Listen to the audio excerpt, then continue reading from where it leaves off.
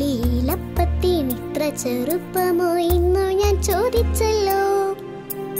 ഉന്നതനാം ദൈവം കുഞ്ഞായി വന്നെന്നും അപ്പമായി മാറിയെന്നും കുഞ്ഞിലെ ഞാൻ അറിഞ്ഞു, എന്നമ്മ പറഞ്ഞു തന്നു. നീലക്കുറിഞ്ഞിക്ക് നീല നിറം മിന്നിതെങ്ങനെ കിട്ടിയമ്മേ? നീലമയിലിന്റെ പിലിയിതെന്റെ നീല നിറമയമ്മേ. മനമിതെന്റെ മാറി നിറത്തെ കാണിച്ചിടുന്നതമ്മേ. മഴവില്ലിനു പിന്നിൽ ഞാൻ എഴുതിറങ്ങളെ കണ്ടിതു തീർച്ചയമ്മേ. മഴവില്ലിനു പിന്നിൽ ഞാൻ എഴുതിറങ്ങളെ കണ്ടിതു തീർച്ചയമ്മേ.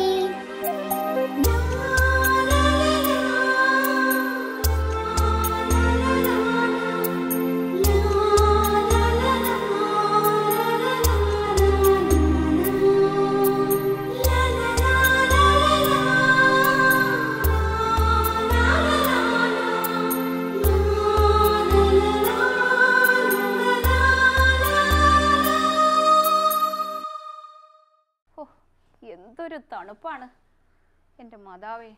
ഫിലോ ഫിലോ ഫിലോമേ വരുന്നു. നമുക്ക് പോവണ്ടേ? പോകാറായില്ലേ? ആ പോകാറായി. എന്നെ ആർക്കറിയാ വണ്ടി വരാത്തത്? ഭയങ്കര തണുപ്പും. ആ ഇതാരാ? ചേച്ചിയോ? ചേച്ചിയോ? എനിക്കുണ്ട് അവിടെ ഇരുന്നു. ഇതിന് ഈ മൂടി പൊതച്ചല്ലായിരിക്കണേ. ചേച്ചി കേറി ഇരിക്കേ. ഇത് എന്നാ കളിയാ? എത്ര എന്ത് തണുപ്പായി, എത്ര ദിവസമായി മഴ തുടങ്ങിയിട്ട്. അതിന് മഴ പെയ്യുന്നെന്ന് പറഞ്ഞോണ്ട് നിങ്ങക്ക് ഇത്രയും തണുപ്പുണ്ടാകുന്ന കാര്യം? ഞങ്ങള് വയസ്സൊക്കെ ചെന്നോരില്ല. ഒരു കാര്യം ചെയ്യ്, പുതപ്പൊക്കെ മാറ്റിക്കള. പുതച്ചോണ്ടിരിക്കും തോറും ഉണ്ടല്ലോ പിന്നെ പിന്നെ തണുപ്പ് കൂടി കൂടി വരും. അതേസമയം പുതപ്പൊക്കെ അങ്ങ് എടുത്തേച്ച് നല്ല ഉത്സാഹമായിട്ട് വല്ല പണിയൊക്കെ ചെയ്യാം. ചേച്ചി പറഞ്ഞിരുന്നു എങ്ങോട്ട് പോകാനിരിക്കുവായിരുന്നു? ഷോപ്പിങ്ങിന് പോകാനിരുന്ന, പക്ഷെ തണുപ്പ് കാരണം ഞങ്ങൾ ഇതെല്ലാം. അപ്പൊ നിങ്ങൾ രണ്ടും തന്നെയാണോ പോണേ? ഇല്ല, വരും, വണ്ടിയും കൊണ്ട് വരും. അപ്പോഴത്തേക്കും നിങ്ങൾ പുറച്ചു മൂടിയിരിക്കണം, നിങ്ങളെ സമ്മതിക്കണം. അപ്പോഴേ ഈ പുറപ്പ് ഒന്നും ഇല്ലാത്ത ഈ പഴയ വീടിന്റെ കടയുടെയൊക്കെ തിണ്ണേ കിടക്കുന്നവരുടെ കാര്യം ഒന്ന് ഓർത്ത് നോക്കിക്കേ.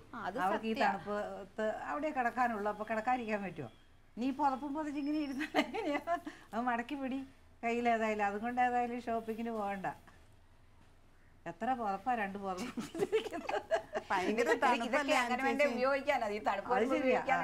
പിന്നെ ഈ എ സിക്കകത്തൊക്കെ ഇരിക്കുമ്പോ നമുക്ക് ഇച്ചിരി തണുപ്പൊക്കെ ഉണ്ട്, തൊണ്ടയ്ക്കൊക്കെ എന്തെങ്കിലും പ്രശ്നം ഉണ്ടെങ്കിൽ പുതച്ചൊന്ന് കഴുത്തനൊക്കെ ഒരു പുതപ്പിട്ട് ഇരിക്കുന്നത് നല്ലതാണ്. മഴ തുടങ്ങിയിട്ട് എത്ര ദിവസമായി? അത് ശരിയാ, മഴ തുടങ്ങിയിട്ട് ഇന്നിച്ചിരി ശകലം.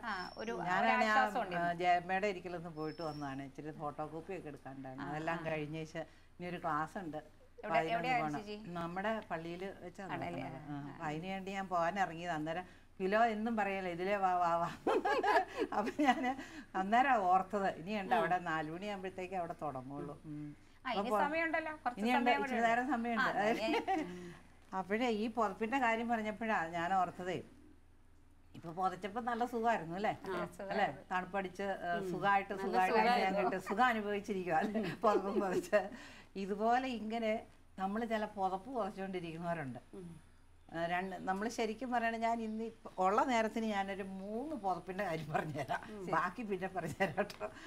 3 പുതപ്പെന്ന് പറഞ്ഞാൽ ചില പുതപ്പുകൾ നമുക്ക് അനുഗ്രഹമാണ്, അതൊരു അഭിഷേകമാണ്, അതൊരു ശുശ്രൂഷയാണ്.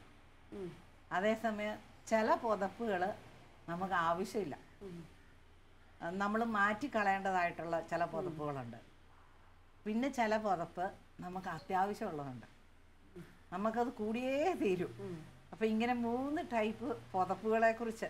അത് പുതപ്പെന്ന് പറയുമ്പോൾ ഒരു മേലങ്കി, ഇപ്പം നമ്മൾ ഇട്ടേക്കണ വസ്ത്രത്തിന്റെ പുറത്ത് നമ്മൾ ഇടും അല്ലേ? ഇപ്പൊ വൈദികര് വിശുദ്ധ കുർബാന അർപ്പിക്കാൻ നേരത്ത് അവര് മേലങ്കി ധരിക്കും അല്ലേ? അതൊരു അടയാളമാണ്, അവരുടെ ആ അധികാരത്തിന്റെ ആ അഭിഷേകത്തിന്റെ അടയാളമായിട്ട് അതിന് യോജിക്കുന്ന വസ്ത്രം ധരിക്കും. അതുപോലെ നമ്മുടെ പ്രവാചകന്മാര്, പഴയ നിയമം നമ്മൾ വായിക്കുമ്പോൾ പ്രവാചകന്മാർക്ക് മേലങ്കി ഉണ്ടായിരുന്നു, മേൽക്കുപ്പായ പുതപ്പ് ഉണ്ടായിരുന്നു അവർക്ക്. അപ്പോൾ ശരിക്കും നമ്മൾ രാജാക്കന്മാരുടെ പുസ്തകമില്ലേ, 1 രാജാക്കന്മാരുടെ പുസ്തകം വായിക്കുമ്പോൾ അതിനകത്തൊരു മേലങ്കിയെക്കുറിച്ച് കേട്ടിട്ടുണ്ടോ? ഏലിയായും ഏലീഷായും കുറിച്ച് 2 പ്രവാചകന്മാരാണ്. അപ്പം ഈ അതിൽ 19-ാമത്തെ അധ്യായം എടുത്ത് വെക്കുമ്പോൾ അവിടെ നിൽക്കാൻ വായിച്ച് കേൾപ്പിക്കാം. ഏലിയ അവിടെ നിന്ന് പുറപ്പെട്ട് 12 ഏർ കാള ഉഴുതുകൊണ്ടിരുന്ന സ്ഥലത്ത് അവൻ ഷാഫാത്തിൻ്റെ മകൻ ഏലീശായെ കണ്ടു. അവൻ 12ാമത്തെ നിരയിലായിരുന്നു. ഏലിയ അവൻ്റെ സമീപത്തുകൂടെ കടന്നു പോകുമ്പോൾ തൻ്റെ മേലങ്കി അവൻ്റെ മേലിട്ടു. ഉടനെ അവൻ കാളകളെ വിട്ട് ഏലിയായുടെ പിന്നാലെ ഓടിച്ചെന്ന് പറഞ്ഞു, മാതാപിതാക്കന്മാരെ ചുംബിച്ച് യാത്ര പറഞ്ഞിട്ട് ഞാൻ അങ്ങയെ അനുഗമിക്കാം. ഏലിയ പറഞ്ഞു, പൊയ്ക്കൊള്ളൂ, ഞാൻ നിന്നോട് എന്തു ചെയ്തു? അവൻ മടങ്ങിച്ചെന്ന് ഒരേർ കാളയെ കൊന്ന് കലപ്പ കത്തിച്ച് മാംസം വേവിച്ച് ജനത്തിന് കൊടുത്തു. അവർ ഭക്ഷിച്ചു. ഏലീഷ ഏലിയായെ അനുഗമിച്ചു, അവൻ്റെ ശുശ്രൂഷകനായി തീർന്നു. ഒരു പുതപ്പിൻ്റെ പണിയുണ്ടോ? ഏലിയാവിൻ്റെ അനുഗ്രഹമാണ്. അപ്പം പ്രവാചകനാണ് ഏലിയ. അപ്പോൾ പ്രവാചകന് കർത്താവിൻ്റെ അരുളപ്പാടുണ്ടായി. ആ കർത്താവിൻ്റെ നിർദ്ദേശം അനുസരിച്ച്, കർത്താവ് പറഞ്ഞതനുസരിച്ച് ഈ ഏലീശായുടെ അടുത്തേക്ക് വരിക. അവിടെ വരുമ്പോൾ ഏലീശ ഭയങ്കര ഭൂസ്വത്തിൻ്റെ ഉടമയാണ്. അപ്പോൾ അന്ന് 12 ഏർ കാളെ ഒരുമിച്ച് ഉഴുന്നെന്നൊക്കെ പറഞ്ഞാൽ വലിയ വിസ്തൃതമായ ഭൂസ്വത്തുണ്ട്. അത്രേ ഉടമസ്ഥനാ, പ്രഭുവായിട്ടിരിക്കുന്ന ആളാണ്. 12ാം നിരയിൽ ഇങ്ങനെ കാളയെ പൂട്ടിക്കൊണ്ടിരിക്കുന്ന സമയത്ത് ഏലിയ വരുക. വന്നിട്ട് എന്നാ പറഞ്ഞാൽ കടന്നു പോകുമ്പോൾ തൻ്റെ മേലങ്കി അവൻ്റെ മേലിട്ടു. ആ മേലങ്കി ഒന്ന് ഇട്ടതേ ഉള്ളൂ. അപ്പം ആ പുതപ്പ് സ്പർശിച്ച ഉടൻ തന്നെ അവന് മാറ്റം ഉണ്ടാവുക, ഏലീശായിൽ മാറ്റം ഉണ്ടാവുക. അപ്പം ദൈവ ശുശ്രൂഷകനായിട്ട് മാറ്റപ്പെടുന്ന ഒരു അഭിഷേകം ഈ മേലങ്കിയുടെ സ്പർശനത്തിലൂടെ, അത് ദൈവത്തിൻ്റെ അരുളപ്പാടുണ്ടായിരുന്നു ഏലിയായിക്ക്.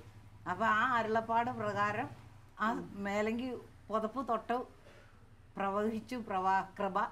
അങ്ങനെ ഏലീശ ഒരു ഭൂവുടമയായിരുന്ന, തൊഴിൽ ചെയ്തുകൊണ്ടിരുന്നത്, തിരക്കിൽ ജോലി ചെയ്തുകൊണ്ടിരുന്ന വ്യക്തി 1 സെക്കൻഡ് കൊണ്ട് ഈ ഏലിയായുടെ പുറകെ ഇറങ്ങി ശുശ്രൂഷനായി മാറി. അപ്പം ഇതുപോലെ ചില പുതപ്പൊക്കെ നമുക്കും കിട്ടിയിട്ടുണ്ട്. അതെന്നാന്ന് വെച്ചാൽ കുടുംബജീവിതത്തിൻ്റെ പുതപ്പ്. നമ്മളൊന്ന് ഓർത്ത് നോക്കിക്കേ.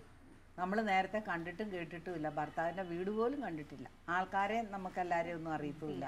പക്ഷെ ആ വിവാഹം എന്ന കൂദാശ നടത്തപ്പെടുന്ന നിമിഷം നമ്മളെ ആ വിവാഹ വസ്ത്രം മൂടും, അല്ലേ? നമ്മുടെ മന്ത്രകോടി, അല്ലേ? അതൊരു മേൽവസ്ത്രം. അന്നേരം നമ്മൾ ഡ്രസ്സ് ചെയ്ത് നല്ല അലങ്കാരമായിട്ട് നിൽക്കുവാണ്, അല്ലേ? പക്ഷേ ഈ വിവാഹ വസ്ത്രം ധരിപ്പിച്ച് താലികെട്ടും കഴിഞ്ഞു കഴിഞ്ഞാൽ പിന്നെ നമ്മൾ ആരുടെ വരിയിലാണ് നിൽക്കുന്നത്? ഭർത്താവിൻ്റെ വരിയിലാണ്. പിന്നെ നമ്മുടെ ആൾക്കാരെയും വിട്ട് അവരുടെ ഇതും വിട്ടിട്ട് പിന്നെ നമ്മൾ അവകാശപ്പെട്ടു. ആർക്ക്? ഭർത്താവിന് അവകാശപ്പെട്ടു, ഭർത്താവിൻ്റെ കുടുംബത്തിനും അവകാശപ്പെട്ടു. അപ്പോൾ ഈ വിവാഹം എന്ന കൂദാശയാകുന്ന ആ മേലങ്കി, ആ പുതപ്പ്, ആ മന്ത്രകൂടി ആകുന്ന ആ പുതപ്പ് നമ്മളെ തലയൊക്കെ മൂടിയല്ലേ നമ്മൾ അതിൽ തൊട്ട് ബൈബിളിൽ തൊട്ട് സത്യം ചെയ്യുകയൊക്കെ ചെയ്യുന്നുണ്ടല്ലേ? ഒക്കെ മറന്നുപോയി പണ്ട്. അതെ. അപ്പോൾ ഇങ്ങനെ നമ്മൾ അത് നടത്തി കഴിയുമ്പോൾ അതുവരെ തലേന്ന്, അല്ലെങ്കിൽ ആ വിവാഹം എന്ന കൂദാശ നടക്കുന്നതിന് മുമ്പ് വരെ ഉള്ള ഒരു മനോഭാവം അല്ല നമുക്ക്, അല്ലേ? നമ്മളൊക്കെ കല്യാണം കഴിച്ചാലേ അത് കഴിയുമ്പോൾ എന്തോ ഒരു ധൈര്യവും, ഇന്നലെ വരെ കണ്ടിട്ടുമില്ല, മിണ്ടിയിട്ടുമില്ല, തൊട്ടിട്ടും ഇല്ലാത്ത ഒരു പുരുഷന്റെ കൂടെ പൊക്കോളുക. പിന്നെ ഈ മനുഷ്യൻ ഇല്ലാതെ നമുക്ക് യാത്ര ചെയ്യാനാ പ്രയാസം, ഇല്ലേ? പിന്നെ ഈ മനുഷ്യനില്ലാതെ, ഈ ഭർത്താവ് താലി കെട്ടിയ പുരുഷനില്ലാതെ നമുക്ക് ആ വീട്ടിൽ, ഭർത്താവിൻ്റെ കുടുംബത്തിൽ പോലും നമുക്ക് തനിയാകുന്ന ഒരു അവസ്ഥ തോന്നിപ്പോകും, അല്ലേ? ബാക്കി എല്ലാവരും ഉണ്ടെങ്കിൽ പോലും. അപ്പം ആ വിവാഹ വസ്ത്ര അണിയലിനോട് കൂടി ആ ഒരു പുതപ്പ്, ആ മേലങ്കി നമ്മളെ, ആ വിവാഹം എന്ന കൂദാശയാകുന്ന മേലങ്കി നമ്മളെ ധരിപ്പിക്കുക. അത് ദൈവം നമുക്ക് തരുന്ന. ഇവിടെ ഏലിയായിക്ക് ദൈവം കൊടുത്ത കൃപയുടെ ആ പ്രവാചക ദൗത്യം ഏലീശായ്ക്ക് പകർന്നു കൊടുക്കുന്ന അനുഭവത്തിലേക്ക്, ആ ശുശ്രൂഷയിലേക്ക് വിളിക്കുക. ഇതെല്ലാം ദൈവത്തിൻ്റെ പ്ലാനും പദ്ധതിയാണ്. 2 പ്രവാചകന്മാരെ അപ്പോൾ പിൻഗാമിയായിട്ട് ഏലീശായെ എടുക്കുക ചെയ്യുന്നത്. അപ്പോൾ നമ്മുടെ കുടുംബങ്ങൾ നിലനിൽക്കാൻ വേണ്ടിയിട്ട് ദൈവം നമ്മളെ ഒരു ദേശത്തു നിന്ന്, ഒരു വീട്ടിൽ നിന്ന് തിരഞ്ഞെടുത്തു. അത് ദൈവത്തിൻ്റെ തിരഞ്ഞെടുപ്പാണ്. എന്നിട്ട് അത് ആരിലൂടെയെങ്കിലും കറങ്ങിത്തിരിഞ്ഞ് നമ്മൾ ചെന്ന് കയറേണ്ടുന്ന കുടുംബമായിട്ട് കൂട്ടിമുട്ടിച്ച് അത് വിവാഹം എന്ന കൂദാശയിലൂടെ എത്തിച്ച് ആ പുതപ്പും ധരിപ്പിച്ച് കഴിഞ്ഞാൽ പിന്നെ നമുക്ക്, ഞാനും എൻ്റെ കെട്ടിയവരും, അല്ലേ? പിന്നെ ഭയങ്കര ആടയും ചക്കരയും പോലെ സ്നേഹം. ഈ തലേ ദിവസം ഈ സ്നേഹം ഉണ്ടായിരുന്നോ? ഇല്ല. ഈ താലി വെക്കുന്നതിന് മുമ്പല്ല ഈ വിവാഹം എന്ന കൂതാശ നടക്കുന്നതിന് മുമ്പ് ഈ മനുഷ്യൻ നമ്മളോട് പറയാ, ബാ നമുക്കൊരു ഷോപ്പിങ്ങിന് പോകാം, അല്ലെ നമുക്ക് ഒരിടത്ത് പോകാന്ന് പറഞ്ഞാൽ പോവും. പേടിയാ ഈ മനുഷ്യൻ, അന്നേരം പേടിയാ നമുക്ക്. അതേസമയം വിവാഹം എന്ന അതാണ്, അത് കൃപയാണത്, അതൊരു അഭിഷേകമാണ്. അത് ദൈവം മുന്നമേ തെരഞ്ഞെടുത്ത് നമുക്ക് തന്നിരിക്കുന്ന ജീവിതത്തിൻ്റെ അഭിഷേകം. അത് ശുശ്രൂഷ വരമാണ്. കുടുംബജീവിതം ഒരു ശുശ്രൂഷയാണ്. ദൈവസന്നിധിയിൽ ദൈവത്തിൻ്റെ ഇഷ്ടം അനുസരിച്ച് തലമുറകളെ നിലനിർത്തി. മനുഷ്യനെ സൃഷ്ടിച്ചപ്പോൾ ദൈവം പറഞ്ഞില്ലേ, നിങ്ങൾ പെരുകി വർദ്ധിക്കുവിൻ, സന്താനപുഷ്ടിയുള്ളവരായി ഇരിക്കുക. അപ്പം നമ്മൾ വർദ്ധിച്ചു വരാനും ആ തലമുറ നിലനിർത്താനും വേണ്ടി ദൈവം നമ്മളെ അഭിഷേകം ചെയ്ത് നമ്മളെ ആ ജീവിതത്തിലേക്ക് വിടുക ചെയ്യുന്നത്. അപ്പോൾ ആ അഭിഷേകത്തിലാണ് നമ്മൾ നിൽക്കുന്നത്. അതാര് തൂത്ത് കളഞ്ഞാലും മായ്ച്ചു കളഞ്ഞാലും മാറില്ല. നമ്മൾ ആ കൃപ നമുക്ക് ഈശോ തന്നു കഴിഞ്ഞു.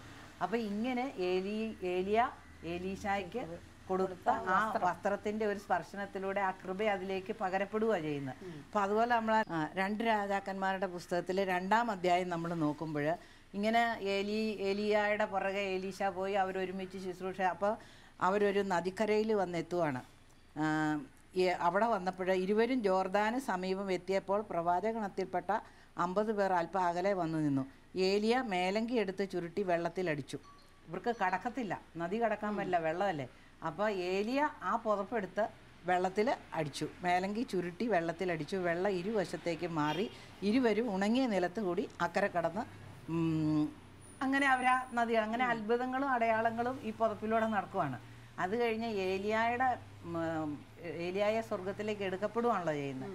അങ്ങനെ എടുക്കപ്പെടുന്ന സമയത്ത് ഈ ഏലീശ പറയുന്നുണ്ട്, നിന്നിൽ നിന്ന് എടുക്കപ്പെടുന്നതിന് മുമ്പ് ഞാൻ എന്താണ് ചെയ്തു തരേണ്ടത്? ഏലീശ പറഞ്ഞു, അങ്ങയുടെ ആത്മാവിൻ്റെ ഇരട്ടി പങ്ക് എനിക്ക് ലഭിക്കട്ടെ. അപ്പോൾ ഇരട്ടി പങ്ക് ചോദിക്കുക. അപ്പോൾ അന്നേരം ഏലീശ പറഞ്ഞു, അങ്ങയുടെ ആത്മാവിൻ്റെ ഇരട്ടി പങ്ക് എനിക്ക് ലഭിക്കട്ടെ. അവൻ പറഞ്ഞു, ദുഷ്കരമായ കാര്യമാണ് നീ ചോദിച്ചതെങ്കിലും ഞാൻ എടുക്കപ്പെടുന്നത് നീ കാണുകയാണെങ്കിൽ നിനക്കത് ലഭിക്കും, കണ്ടില്ലെങ്കിൽ ലഭിക്കുകയില്ല. അവർ സംസാരിച്ചു കൊണ്ട് പോകുമ്പോൾ അതാ ഒരു അഗ്നേയ രഥവും അഗ്നേയ അശ്വങ്ങളും അവരെ വേർപെടുത്തി. ഏലിയ ഒരു ചുഴലിക്കാറ്റിൽ സ്വർഗത്തിലേക്ക് ഉയർന്നു. ഏലീശ അത് കണ്ട് നിലവിളിച്ചു. എന്നിട്ട് ആ പുതപ്പ് ഈ ഏലീശായുടെ മേൽ വന്ന് വീഴുക. അങ്ങനെ ഏലിയായുടെ പുതപ്പ് ഏലീശായ്ക്ക് കിട്ടി. എന്നിട്ട് അവരങ്ങനെ വരുമ്പോൾ, ഈ പുതപ്പുമായിട്ട് ഇങ്ങനെ വരുമ്പോൾ, അവൻ ഏലിയായിൽ നിന്ന് വീണ് കിട്ടിയ മേലങ്കിയുമായി ജോർദാൻ്റെ കരയിൽ ചെന്ന് നിന്നു. അന്നേരം വെള്ളം അവിടെ ഉണ്ട്. അപ്പോൾ ഏലിയ ആ പുതപ്പ് വെച്ച് അടിച്ചപ്പോഴാണ് വെള്ളം മാറിയത്. ഇതിപ്പോൾ ഏലീശയുടെ കയ്യിലാണ് ഈ പുതപ്പ്, മാറുമോ ഇല്ലയോ?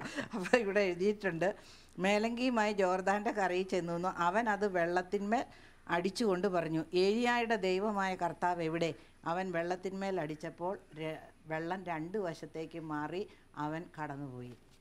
അപ്പോൾ ദൈവത്തിൻ്റെ തെരഞ്ഞെടുപ്പും വാഗ്ദാനവും കൃപയും ശുശ്രൂഷയും ഇതിങ്ങനെ കൈമാറി വരുക ചെയ്യുന്നത്. അപ്പം നമ്മുടെ കുടുംബജീവിതത്തിലേക്ക് നമുക്ക് കിട്ടിയിരിക്കുന്ന ഈ അഭിഷേകം നമ്മളിനി നമ്മുടെ പിള്ളേരെ കെട്ടിച്ചുകൊണ്ട് നമ്മൾ അഭിഷേകത്തിലാതെ എല്ലാം ദൈവം തിരഞ്ഞെടുത്തതാണ്. നമ്മൾ ജനിക്കുന്നതിന് മുമ്പേ ദൈവം നമ്മെക്കുറിച്ചൊരു പ്ലാനും പദ്ധതി ഇട്ടിട്ടുണ്ട്. ജെറമ്യ 29 നമ്മൾ വായിക്കുന്നുണ്ട്, നിന്നെക്കുറിച്ച് എനിക്കൊരു പദ്ധതിയുണ്ട്, അത് നാശത്തിനല്ല, അത് ക്ഷേമത്തിനുള്ള പദ്ധതിയാണെന്ന്. അപ്പം ഇങ്ങനെ ഈ പുതപ്പ് ഒരു അനുഗ്രഹമായ ഒരു ആയതാണ് ഈ പുതപ്പ്. ഇനി വേറെ പുതപ്പുണ്ട്, ആ പുതപ്പും കൂടെ പറഞ്ഞുതരാം. അതായത് അത് നമ്മൾ വിശുദ്ധ ഗ്രന്ഥത്തിൽ മാർക്കോസിൻ്റെ സുവിശേഷം 14-ാം അധ്യായം വായിക്കണം. മാർക്കോസിൻ്റെ സുവിശേഷം 14-ാം അധ്യായത്തിൽ ഒരു പുതപ്പിനെക്കുറിച്ച് നമ്മൾ കാണുന്നുണ്ട്. അതേത് പുതപ്പാണ്? മാർക്കോസിൻ്റെ സുവിശേഷം 14-ാം അധ്യായത്തിൽ 49 നമ്മൾ വായിക്കുമ്പോൾ, അവൻ ദിവസവും ദേവാലയത്തിൽ പഠിപ്പിച്ചുകൊണ്ട് നിങ്ങളോട് കൂടെ ഉണ്ടായിരുന്നു.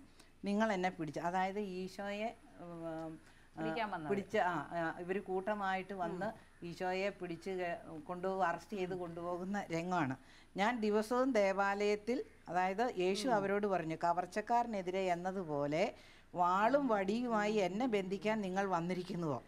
ഞാൻ ദിവസവും ദേവാലയത്തിൽ പഠിപ്പിച്ചുകൊണ്ട് നിങ്ങളോട് കൂടെ ഉണ്ടായിരുന്നു, നിങ്ങൾ എന്നെ പിടിച്ചില്ല.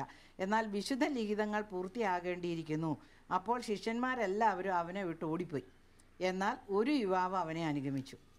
അവൻ ഒരു പുതപ്പ് മാത്രമേ തൻ്റെ ശരീരത്തിൽ ചുറ്റിയിരുന്നുള്ളൂ. അവർ അവനെ പിടിച്ചു. അവൻ പുതപ്പ് ഉപേക്ഷിച്ച് നഗ്നനായി ഓടിപ്പോയി. ഇവിടെ ഒരാൾക്ക് പുതപ്പ് കിട്ടിയപ്പം 2 ഇരട്ടി അഭിഷേകം കിട്ടി. ഇവിടെ ഒരാള് ഈശോയുടെ കൂടെ നടന്ന് അവന് പുതപ്പ് മാത്രമേ ഉണ്ടായിരുന്നുള്ളൂ, അടിവസ്ത്രമൊന്നും ഇല്ലായിരുന്നു.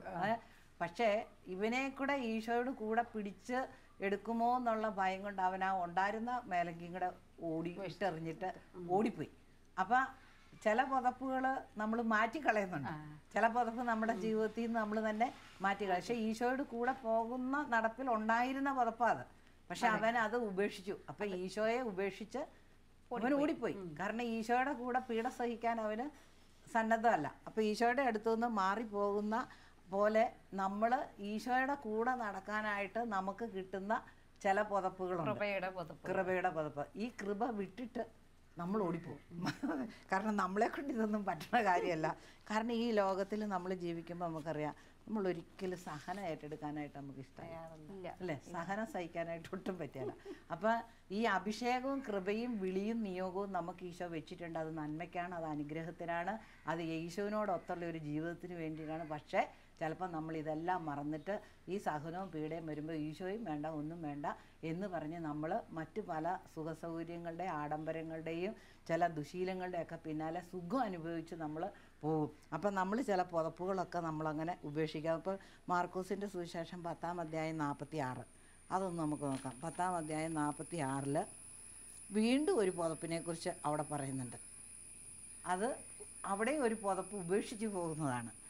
അവർ ജെറീക്കോയിലെത്തി അവൻ ശിഷ്യരോടും വലിയൊരു ജനാബലിയോടും കൂടെ ജെറീക്കോ വിട്ടു പോകുമ്പോൾ തിമേയൂസിൻ്റെ പുത്രനായ ബർത്തിമേയൂസ് എന്ന അന്ധയാചകൻ വഴിയരിയിൽ ഇരിപ്പുണ്ടായിരുന്നു. നസ്രായനായ യേശുവാണ് പോകുന്നതെന്നറിഞ്ഞപ്പോൾ അവൻ ഉച്ചത്തിൽ വിളിച്ചു പറഞ്ഞു, ദാവീദിൻ്റെ പുത്രനായ യേശുവേ എന്നെ കനിയണമേ. അത് തോന്നിയത് എങ്ങനെയാ? യേശുവാണ് എന്ന് തിരിച്ചറിഞ്ഞു. അവൻ്റെ ജീവിതത്തിൽ അവൻ തിരിച്ചറിയുവാണ്. അപ്പോൾ യേശു ആണെന്ന് തിരിച്ചറിഞ്ഞപ്പോൾ അവൻ ആഗ്രഹിച്ചു, ഇത് ദാവീദിൻ്റെ പുത്രനാണ്, ദാവീദിൻ്റെ വംശത്തിൽ. അപ്പോൾ അവൻ ആ യേശുവിൻ്റെ ജന്മത്തെക്കുറിച്ചും ആ രക്ഷയെക്കുറിച്ചും വലിയൊരു ബോധം അവൻ്റെ ഹൃദയത്തിൽ കിട്ടി. അവൻ വിളിച്ച് അപേക്ഷിക്കുകയാണ്, യേശു എന്നെ രക്ഷിക്കണേ എന്നുള്ള ആ യാതനയാണ്. അപ്പം ഈ യാതന അവൻ്റെ ഉള്ളിൽ നിന്ന് വന്നപ്പോൾ അവൻ ഉറക്ക വിളിച്ചു. മറ്റുള്ളവർ തടഞ്ഞു, മനുഷ്യരവനെ തടഞ്ഞു, നീ മിണ്ടായിരിക്കടാന്ന് പറഞ്ഞു. പക്ഷെ അവൻ മനുഷ്യൻ്റെ ശബ്ദത്തിന് ചെവി കൊടുത്തില്ല, മനുഷ്യരുടെ ഇഷ്ടത്തിന് നിന്നു കൊടുത്തില്ല, മനുഷ്യൻ്റെ ആജ്ഞയ്ക്കും ഉത്തരവിനും അവൻ അടിമപ്പെട്ടില്ല. അവൻ വീണ്ടും ഉറക്കം നിലവിളിച്ചു, ദാവീദിൻ്റെ പുത്രാ എന്നെ കനിയണമേ എന്ന്. അപ്പം മനുഷ്യൻ്റെ ഇഷ്ടാനിഷ്ടങ്ങളെയും മനുഷ്യൻ്റെ പ്രീതിയെയും അവൻ മാനിച്ചില്ല. അവൻ അതിനേക്കാൾ ഉപരിയായി ദാവീദിൻ്റെ പുത്രനിൽ വിശ്വാസം അർപ്പിച്ചു, എന്നെ രക്ഷിക്കണേ എന്ന്. അപ്പോൾ അവന് തിരിച്ചറിവ് കിട്ടി, ഈ മനുഷ്യർക്കാർക്കും എന്നെ രക്ഷിക്കാൻ പറ്റില്ല, ഇനി രക്ഷിക്കാൻ പറ്റണ ഈ ദാവീദിൻ്റെ പുത്രൻ ഈശോയ്ക്ക് മാത്രമേ ഉള്ളൂ. അപ്പോൾ അതുകൊണ്ട് മനുഷ്യൻ്റെ എല്ലാ വാക്കിനെയും ധാരണകളെയും പ്രീതിയെയും അവൻ തള്ളിക്കളഞ്ഞു. എന്നിട്ട് യാചകൻ്റെ ആ അവസ്ഥയിലുള്ള അവൻ്റെ ഒരു ആഡംബരം, അവൻ്റെ ഒരു അലങ്കാര കുപ്പായം, അവൻ്റെ മേലങ്കി അവൻ അതങ്ങ് ഉപേക്ഷിച്ചു. അപ്പോൾ ലോകവുമായിട്ട് അവൻ്റെ തൊഴിലും ബന്ധപ്പെട്ട് അവനുമായിട്ട് പറ്റിച്ചേർന്ന് അവൻ സുഖാനുഭവങ്ങളായിരിക്കുന്ന ചില സാഹചര്യങ്ങളെ, വസ്തുവകളെ അവൻ ഉപേക്ഷിച്ചിട്ട് യേശുവിൻ്റെ അടുത്തേക്ക് എന്നപ്പോൾ യേശു ചോദിച്ചു, നിനക്ക് എന്നാ വേണമെന്ന്. എന്നാ വേണമെന്ന് ചോദിച്ചപ്പോൾ ഇവൻ ആവശ്യം പറഞ്ഞു, അവന് കിട്ടുകയും ചെയ്തു. ഇത് നമുക്കും ഒരു പാടാണ്. എന്നിട്ട് ഇവൻ യേശുവിനെ അനുഗമിക്കുകയാണ് ചെയ്യുന്നത്. അവൻ കിട്ടിയ നന്മയും കൊണ്ട് ഓടിപ്പോകുമല്ല ഇത്, അവൻ യേശുവിൻ്റെ കൂടെ നിത്യതയിൽ അവൻ യേശുവിനോട് കൂടെയായി. ഇപ്പം ഇത് നമുക്ക് നമ്മുടെ ജീവിതത്തിൽ ഇതുണ്ട്. നമ്മളിങ്ങനെ ലോകത്തിൻ്റെ സുഖസൗകര്യങ്ങളിൽ പുതപ്പും പുതച്ച് മൂടിപ്പുതച്ച് സുഖം സുഖം സുഖം എന്നും പറഞ്ഞുകൊണ്ട് നമ്മളിരിക്കുക. ഒരു ശകലം പോലും സഹനവും പീഡയും ദുഃഖവും ഒന്നും പറ്റില്ല നമുക്ക്. അങ്ങനെ സൂചിച്ചിരിക്കുമ്പോഴാണ് കർത്താവ് ഇതേ 2-ാം വരം എടുത്തിട്ടുണ്ട്. നിങ്ങൾ പ്രാർത്ഥിക്കുക, അല്ലെങ്കിൽ നിങ്ങൾ വചനം വായിക്കുക, നിങ്ങൾ നന്മ ചെയ്യുക, കരുണ കാണിക്കുക. എൻ്റെ സ്വർഗസ്ഥനായ പിതാവ് കരുണയുള്ളവനായിരിക്കുന്നാലും നിങ്ങളും കരുണയുള്ളവനായിരിക്കുമെന്ന് കർത്താവ് പറഞ്ഞിട്ടുണ്ട്. കരുണ കാണിക്കാൻ പറഞ്ഞാൽ ആര് കരുണ കാണിക്കാനാ? ഇതൊക്കെ എൻ്റേതാണ്, ഞാൻ സമ്പാദിച്ചതാണ്, ഞാൻ നേടിയെടുത്തതാണ്, എൻ്റെ മിടുക്കൊണ്ട് കിട്ടിയതാണ്, ഇത്രയും പഠിച്ചിട്ട് കിട്ടിയ ജോലിയാണ്. അപ്പം ഞാനല്ലേ ഇത് അനുഭവിക്കുന്നത്, വേറെ ആർക്കും അർഹതപ്പെട്ടതല്ലോ. അപ്പം അതുകൊണ്ട് മൊത്തം വെട്ടിപ്പിടിച്ചെടുത്ത് നമ്മൾ അനുഭവിച്ചുകൊണ്ടിരിക്കുക. ഒരു നേരം വിശപ്പ് അനുഭവിക്കാല, ഒരു നേരം നമുക്ക് എന്തെങ്കിലും കുറവ് വന്നാൽ അരിശം വരില്ലേ, ദേഷ്യം വരും, അത് കൊണ്ടു തരാത്തവരോട് അരിശം വരും, വീട്ടിൽ കലഹമാകും, പ്രശ്നമാകും. അപ്പോൾ ഈ സുഖാനുഭവങ്ങളിൽ മുഴുകിയിരിക്കുന്ന ഒരു മനസ്സ്, അത് ദൈവത്തിൽ നിന്ന് അകന്ന മനസ്സാണ്. പക്ഷേ ഇപ്പം നമുക്ക് സാഹചര്യം വരുന്നുണ്ട്, ഭൂപ്രകൃതിയിലൂടെയും പ്രകൃതി ദുരന്തങ്ങളിലൂടെയൊക്കെ ഈശോ സംസാരിക്കുന്നുണ്ട്. കാരണം സമയം അടുത്തിട്ടുണ്ട്, നിങ്ങൾ മടങ്ങി വരുവിൻ. ഹബക്കൂക്കിൻ്റെ പുസ്തകത്തിലൊക്കെ നമ്മൾ വായിക്കുന്നുണ്ട്, നിങ്ങൾ എൻ്റെ ജനം എൻ്റെ അടുത്തേക്ക് മടങ്ങി വരണം. അതിനുള്ള അടയാളങ്ങളൊക്കെ കാണുമ്പോഴും ഈ അന്ധയാചകൻ തിരിച്ചറിഞ്ഞു ഈശോ അതിലേ പോകണ്ടെന്ന്. യേശുവാണ് അതിലെ പോകുന്നതെന്ന് അറിഞ്ഞപ്പോൾ അവൻ ഈ മനുഷ്യൻ്റെ ഇതൊന്നും അവൻ കരുതിയില്ല, അവൻ ഉറക്കം നിലവിളിച്ചു. ഇപ്പോഴും നമ്മൾ മനുഷ്യ ജീവിതത്തിൽ നമ്മൾ ഇതൊന്നും അറിയണില്ല. ഈശോ ഇനി വരുവാ, നമുക്കൊരു പിടിയില്ല. അപ്പം നമ്മൾ ഇനിയെങ്കിലും തിരിച്ചറിയണം, നമ്മുടെ ജീവിതത്തിൻ്റെ ഈ ചലന്തി വല കൂട്ടിയിട്ട് അതിൻ്റെ നടുക്ക് ഇരിക്കണ പോലെ, കെണി വെച്ചിരിക്കണ പോലെ അല്ല നമ്മുടെ ജീവിതം. നമുക്ക് തന്നതെല്ലാം പങ്കുവയ്ക്കാനുള്ള ദൈവം ദാനമായി തന്നതാണ്, എല്ലാം ദാനമായി തന്നതാണ്, ഒന്നും നമ്മുടേതല്ല. അപ്പോൾ എല്ലാം ദാനമായിരിക്കും, എന്തിന് നമ്മൾ അഹങ്കരിക്കണം? ഇത് നമ്മുടെ സ്വന്തമൊന്നുമല്ല, എപ്പോൾ വേണേലും ഇത് നഷ്ടപ്പെടാം. ഒരു വെള്ളപ്പൊക്കം വന്നാൽ അടിച്ചു പോകുകയുള്ളൂ, ഒരു കൊടുങ്കാറ്റ് വന്നാൽ തീർന്നു പോകുകയുള്ളൂ. അപ്പോൾ എല്ലാവർക്കും വേണ്ടി ഈശോ തന്നാണ്. ആ ഈശോയുടെ സ്നേഹത്തിൻ്റെ പിന്നാലെ നമ്മൾ ഇറങ്ങിത്തിരിക്കണം, അതിനുള്ള കൃപയ്ക്ക് വേണ്ടി പ്രാർത്ഥിക്കണം. അപ്പോൾ ഒരു പുതപ്പ് നമുക്ക് വേണം. ഇതിവിടെ രണ്ടുപേര് പുതപ്പ് ഇട്ടിട്ട് പോയി, ഇനി ഒരു പുതപ്പ് വേണ്ടുന്ന ഒരു പുതപ്പും കൂടെ ഞാൻ പറഞ്ഞുതരാം. അത് ലൂക്കായുടെ സുവിശേഷം 19-ാം അധ്യായത്തിലുണ്ട്. അവൻ ഇത് പറഞ്ഞതിന് ശേഷം ജെറുസലേമിലേക്കുള്ള യാത്ര തുടർന്ന് ഒലിവുമലയ്ക്കരികെയുള്ള ബെത്ഫഗെ, ബെഥാനിയ എന്നീ സ്ഥലങ്ങളെ സമീപിച്ചപ്പോൾ അവൻ 2 ശിഷ്യന്മാരെ ഇപ്രകാരം നിർദ്ദേശിച്ചയച്ചു: എതിരെ കാണുന്ന ഗ്രാമത്തിലേക്ക് പോകുവിൻ. അവിടെ ചെല്ലുമ്പോൾ ആരും ഒരിക്കലും കയറിയിട്ടില്ലാത്ത ഒരു കഴുതക്കുട്ടിയെ കെട്ടിയിരിക്കുന്നത് കാണും. അതിനെ അഴിച്ചു കൊണ്ടുവരിക. നിങ്ങൾ അതിനെ അഴിക്കുന്നത് എന്തിനെന്ന് ആരെങ്കിലും ചോദിച്ചാൽ കർത്താവിന് അതിനെക്കൊണ്ട് ആവശ്യമുണ്ട് എന്ന് പറയുക. അയക്കപ്പെട്ടവർ പോയി യേശു പറഞ്ഞതുപോലെ കണ്ടു. അവർ കഴുതക്കുട്ടിയെ അഴിക്കുമ്പോൾ അതിൻ്റെ ഉടമസ്ഥർ അവരോട്, നിങ്ങൾ എന്തിനാണ് കഴുതക്കുട്ടിയെ അഴിക്കുന്നതെന്ന് ചോദിച്ചു. കർത്താവിന് ഇതിനെക്കൊണ്ട് ആവശ്യമുണ്ട് എന്നവർ പറഞ്ഞു. അവർ അതിനെ യേശുവിൻ്റെ അടുക്കൽ കൊണ്ടുവന്നു. തങ്ങളുടെ വസ്ത്രങ്ങൾ കഴുതക്കുട്ടിയുടെ പുറത്ത് വിരിച്ച് അവർ യേശുവിനെ ഇരുത്തി. അവൻ കടന്നു പോകുമ്പോൾ അവർ വഴിയിൽ തങ്ങളുടെ വസ്ത്രങ്ങൾ വിരിച്ചു. ഉടുത്ത വസ്ത്രമല്ല ഏതായാലും വിരിച്ചത്, ഒരു മേലങ്കിയോ പുതപ്പോ ഷാളൊക്കെ. അപ്പം മേൽക്കുപ്പായ അല്ല മേൽവസ്ത്രങ്ങൾ ഇവര് ഈശോ പറഞ്ഞ് ഒരു കഴുതക്കുട്ടിയെ പിടിച്ചുകൊണ്ട് വരാൻ പറഞ്ഞു. ഈശോ ദർശനത്തിൽ പറഞ്ഞു കൊടുത്ത് ഇന്നിടത്തൊരു കഴുതയുണ്ട്, അതിനെ പിടിച്ചുകൊണ്ട് ആരും കയറിയിട്ടില്ലാത്ത കഴുതക്കുട്ടി. അതിനെ കൊണ്ടുവന്നപ്പോൾ കഴുതയ്ക്ക് വസ്ത്രമൊന്നുമില്ല. അപ്പം മനുഷ്യരെന്ത് ചെയ്തു? അവരുടെ മേൽവസ്ത്രം അതിൻ്റെ പുറത്ത് വിരിച്ചിട്ട് ഈശോയെ അതിൻ്റെ പുറത്ത് ഇരുത്തി.